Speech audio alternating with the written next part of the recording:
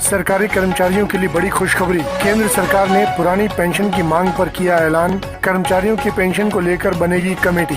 वित्त मंत्री ने लोकसभा में फाइनेंस बिल पेश किया। जनवरी 2004 से नई पेंशन स्कीम लागू है। नमस्कार सभी EPS 95 पेंशन धारकों का एक बार फिर से स्वागत है हमारे इस YouTube चैनल पर।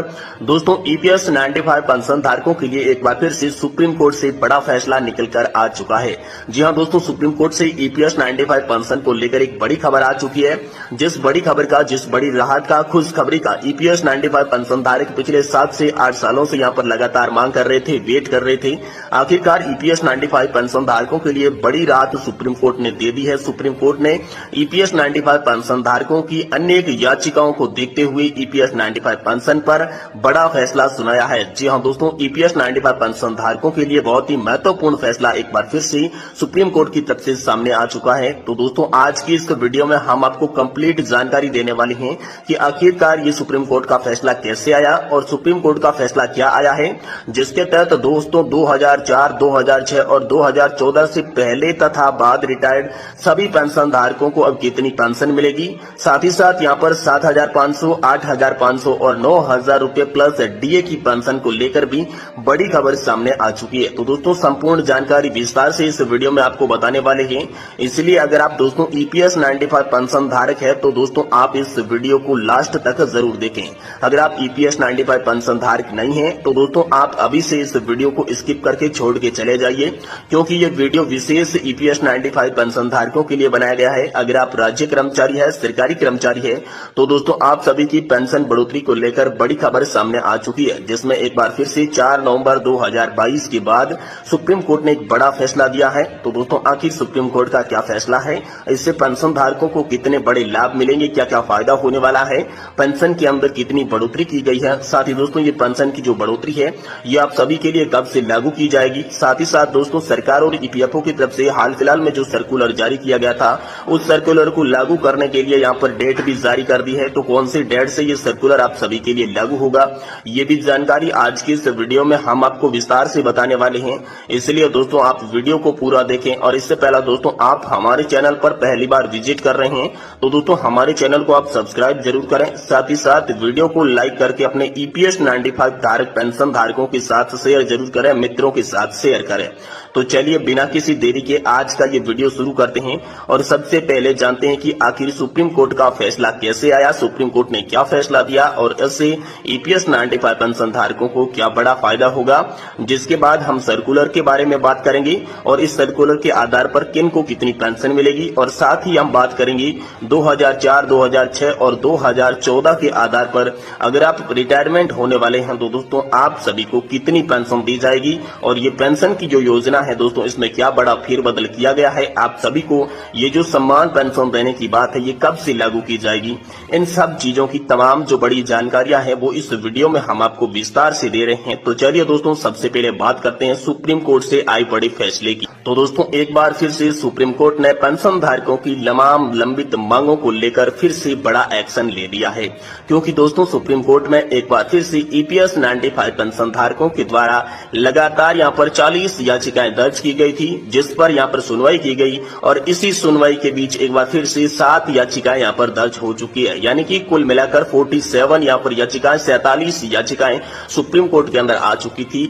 और इसी को देखते हुए सुप्रीम कोर्ट ने जब पहले 40 याचिकाएं दर्ज हुई थी तब यहाँ पर 3 जजों की बेंच का गठन का आदेश दे दिया था, यानी कि 3 जजों की बेंच के द्वारा EPS 95 पेंशन धारकों के मामले को एक बार फिर से चलाया गया, फिर से खोला गया, जिसमें 3 जजों की बेंच मुख्य न्यायाधीश justice UU Lalit, justice Aniruddha Bose और जस्टिस सुधांशु धूलिया की पीठ ने एक बार फिर से आप सभी की EPS 95 पेंशन धारकों की मांगों को लेकर सुप्रीम कोर्ट के अंदर फिर से फैसला खोला, यहाँ पर फैसला चलाया गया। तो दोस्तों आखिरकार क्या फैसला निकल कर आया, चलिए आपको बताते हैं। देखिए दोस्तों अगर आप 2004 या फिर 2006 से पहले और बाद के जो रिटायर्ड पेंशन धारक हैं उनके लिए यह विशेषकर समान रूप से सम्मान पेंशन देने का आदेश यहाँ पर जारी हो चुका है, क्योंकि 2006 से पहले का एक रिटायर्ड पेंशन धारक था जिन्होंने यहाँ पर एक याचिका लगाई थी कि यहाँ पर जो सरकार और EPFO की ये जो भेदभावपूर्ण की नीति है इसे सुप्रीम कोर्ट जल्द से जल्द खत्म करे, क्योंकि संविधान में ये उल्लेख किया गया है कि देश के सभी नागरिक एक समान है, सम्मान अधिकार सम्मान हक उन्हें मिलना चाहिए। तो इसी को देखते हुए 2006 से पहले का जो रिटायर्ड पेंशन धारक था उन्होंने यहाँ पर याचिका दायर की थी। तो इसी याचिका को लेकर मुख्य रूप से यहाँ पर सुनवाई की गई थी। बाकी की जो 47 याचिकाएं थी उन याचिकाओं पर भी यहाँ पर बातचीत की गई, बाकी यहाँ पर फैसले लिए गए। तो मुख्य फैसला यहाँ पर 2006 से पहले तथा 2006 के बाद रिटायर्ड सभी पेंशन धारकों को मिलेगी एक समान पेंशन को लेकर आया, जिसमें उन्होंने सुप्रीम कोर्ट ने यह बता दिया कि जो भी पेंशन धारक 2006 से पहले रिटायर्ड हुआ हो चाहे 2006 के बाद रिटायर हुआ हो, उन्हें पेंशन के धारक के लिए जो रिटायरमेंट की समय सीमा है 2006, इसके आधार पर कतई भेदभाव नहीं किया जा सकता। सरकार इस भेदभावपूर्ण की नीति को खत्म करे, इसके लिए सुप्रीम कोर्ट ने बाकायदा आदेश जारी कर दिया। अब आप सभी को समान पेंशन मिलेगी। वहीं दोस्तों आप सभी की पेंशन बढ़ोतरी की मांग 7,500, 8,500 और कुछ लोगों की मांग थी कि 9,000 रुपए प्लस डीए की पेंशन सभी पेंशन धारकों को मुहैया कराई जाए। तो इसको लेकर भी यहाँ पर सुप्रीम कोर्ट के अंदर बड़ा मामला चला था।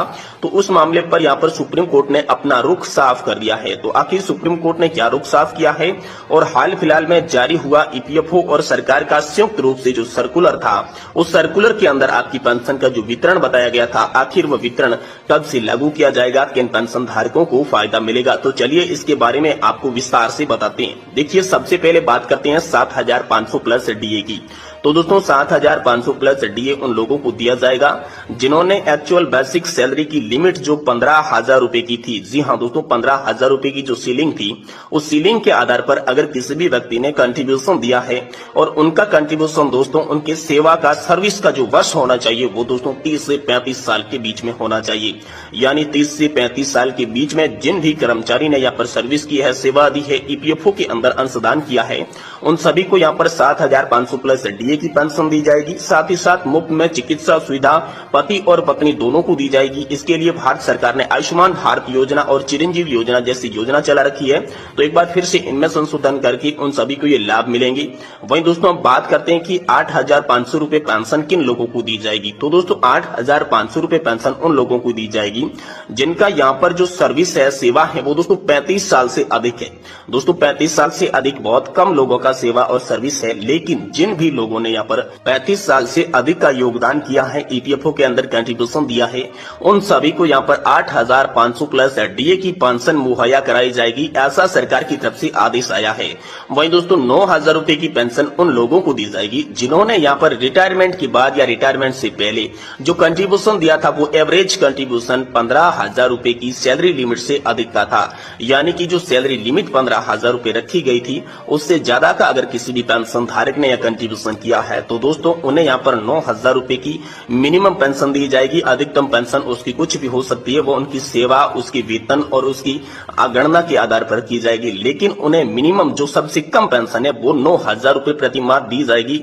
ऐसा आदेश जारी किया गया था। और साथ ही 9,000 से अधिक पेंशन उन लोगों को मिलेगी जिनका वेतन यहाँ पर अधिक है। जैसे कि मान लो अगर आपका वेतन 25,000 रुपए है तो दोस्तों यहाँ पर नए सर्कुलर के मुताबिक आप सभी को 12,500 रुपए की पेंशन दी जाएगी। लेकिन 12,500 रुपए की पेंशन पाने के लिए आपको कंट्रीब्यूशन जो है वो 15,000 रुपए की बेसिक सैलरी लिमिट के आधार पर न करके आपकी जो एक्चुअल सैलरी 25,000 रुपए है उसके आधार पर किया है तो ही दोस्तों आपको मिलेगी। वहीं दोस्तों 50,000 जिसका वेतन है उन्हें यहाँ पर 25,000 रुपए की पेंशन दी जाएगी। और जिनका वेतन 75,000 रुपए, हालांकि बहुत कम लोगों का 75,000 रुपए का वेतन है, लेकिन जिनका भी वेतन 75,000 रुपए है उन सभी पेंशन धारकों को उनके वेतन की 50% यानी कि दोस्तों 37,500 रुपए की पेंशन मुहैया कराई जाएगी। लेकिन ये जो पेंशन का सर्कुलर है ये दोस्तों आने वाले समय में लागू किया जाएगा। अभी दोस्तों हाल फिलहाल में सितंबर तक का समय सरकार के पास है। सितंबर तक सरकार ने सिर्फ ये खबर जारी की है, ऐसा कोई आधिकारिक तौर पर इसे लागू करने का आदेश जारी नहीं किया है। लेकिन ये सर्कुलर आप सभी ईपीएस 95 पेंशन धारकों के लिए चिंतन का विषय है। यहाँ पर चिंतन मंथन किया जा रहा है आप सभी के सर्कुलर पर कि क्या पेंशन धारकों को ये सर्कुलर लागू करना चाहिए, पेंशन धारकों पर वाकई में ये सर्कुलर सूट करता है।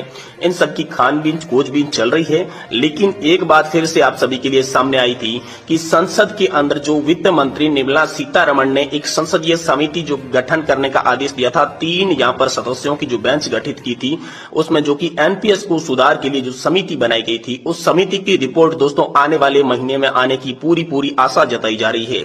जिसमें यहाँ पर कहा जा रहा है कि जो पेंशन धारक है वो एनपीएस को नहीं बल्कि ओपीएस को ज्यादा महत्व दे रहे हैं। वो किस किसी भी सूरत में एनपीएस को खत्म करके ओपीएस को वापस लाने के लिए तैयार करने की बात कर रहे हैं और इसी को देखते हुए यहाँ पर आगे आप सभी के लिए बहुत ही अच्छा समय आ रहा है दोस्तों।